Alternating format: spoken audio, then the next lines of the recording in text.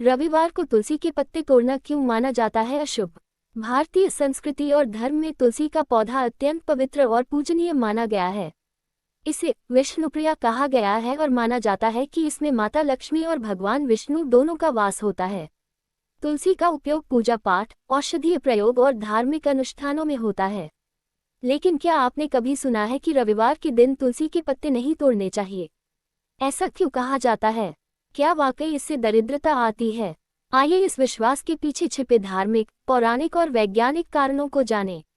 1. तुलसी का धार्मिक महत्व। तुलसी को हिंदू धर्म में माता तुलसी के रूप में पूजा जाता है। पुराणों के अनुसार तुलसी का विवाह स्वयं भगवान विष्णु से हुआ था। इसे देवी लक्ष्मी का रूप माना जाता है।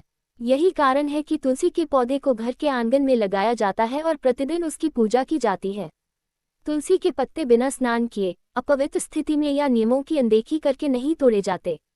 इसमें एक विशेष नियम ये भी है कि रविवार को तुलसी के पत्ते नहीं तोड़ने चाहिए। 2. रविवार को तुलसी तोड़ने का निषेध क्यों है?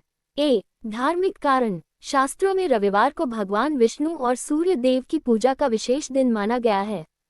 तुलसी को भगवान विष्णु की प्रिय मानी जाती है। रविवार को तुलसी विश्राम करती है और ये दिन तुलसी माता के आराम का होता है। ऐसे में तुलसी को क्षति पहुंचाना, यानी उसके पत्ते तोड़ना, देवी का अपमान माना जाता है। पद्म पुराण और गरुड़ पुराण में उल्लेख है कि रविवार को तुलसी तोड़ने से पुण्य की हानि होती है और व्यक्ति के जीवन में दरिद्रता आती है। आध्यात्मिक दृष्टिकोण। रविवार को सूर्य देवता की उपासना का दिन माना गया है और तुलसी के पौधे में भी अग्नि तत्व विद्यमान होता है। सूर्य के प्रभाव से रविवार को तुलसी की ऊर्जा अधिक संवेदनशील होती है। ऐसे में पत्ते तोड़ना उसके जीवन चक्र को बाधित करता है। वैज्ञानिक कारण। तुलसी एक औषधीय पौधा है जिसमें आयुर्वेदिक गुण होते हैं।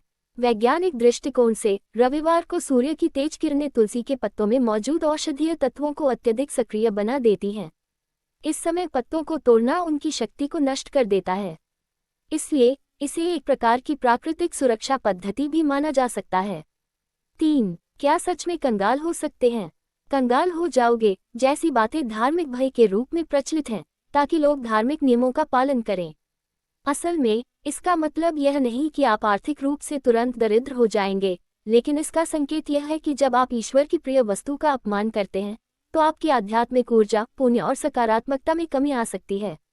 इससे जीवन में संकट, रुकावट और मानसिक अशांति उत्पन्न हो सकती है। 4. तुलसी के पत्ते कब तोड़ने चाहिए? तुलसी के पत्ते तोड़ने के लिए विशेष नियम होते हैं। सूर्योदय के बाद और दोपहर से पहले पत्ते तोड़ें। बुधवार और शुक्रवार को तुलसी के पत्ते तोड़ना विशेष रूप से शुभ माना जाता है। अमावस्या, एकादशी, रविवार और संक्रांति के दिन पत्ते नहीं तोड़ने चाहिए। बिना नहाए, अपवित्र अवस्था में तुलसी को न छुएं। 5. अगर पूजा में तुलसी की आवश्यकता हो तो क्या करें? अगर रविवार को किसी विशेष पूजा में तुलसी की आवश्यकता हो तो एक दिन पहले ही तुलसी के पत्तों को तोड़कर साफ कपड़े में सुरक्षित रख लें। तुलसी के पत्ते जल्दी खराब नहीं होते और उन्हें उचित तरीके से रखने पर कई दिनों तक उपयोग में लाया जा सकता है। 6. तुलसी माता की कृपा कैसे प्राप्त करें? प्रतिदिन तुलसी के पौधे को जल चढ़ाएं। तुलसी के पास दीपक जलाएं और मंत्र जाप करें। त्वमेव सर्वमं देवी तुलसी त्वं प्रसीद में तुलसी की परिक्रमा करें, विशेषकर कार्तिक मास में। घर में तुलसी के पौधे को साफ सुथरे स्थान पर रखें और पौधे का सम्मान करें। 7.